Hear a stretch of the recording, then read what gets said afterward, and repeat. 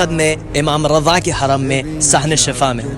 صحن شفا یا the courtyard of cure اس سے اسی لیے کہا جاتا ہے کیونکہ یہاں پہ ہر مریض شفا پاتا ہے۔ ابھی حال ہی میں جو واقعہ درپیش آیا وہ یہ تھا کہ ایک ویسٹ سے آرکیٹیکٹ یہاں پہ آیا تھا کنسٹرکشن کے کام سے، اور وہ ایک مرتبہ خادم سے پوچھتا ہے یہ کون ہے، تو خادم نے بتایا یہ امام رضا ہے، یہ 8ویں امام ہے شیعوں کے۔ اور پھر اس نے وہاں پہ دیکھا کہ جالی کے پاس لوگ اپنے آپ کو باندھتے ہیں رسی سے،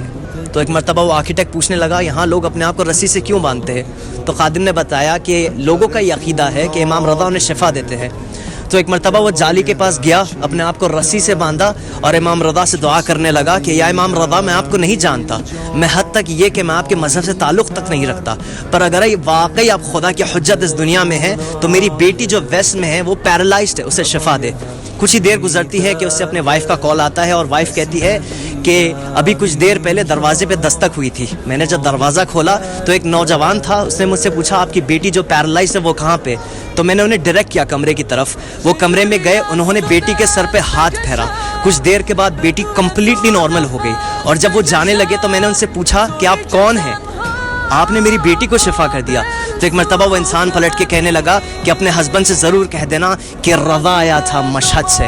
امام رضا کا حرم ہے، یہاں ہمارا عقیدہ یہ ہے کہ امام رضا کے حرم میں سب کو شفا ملتی ہے۔ اگر آپ کوئی مشکل میں گرفتار ہے تو میں چاہوں گا آپ ایک مرتبہ امام رضا سے توسل کریں۔ وصلی اللہ علی سیدنا محمد۔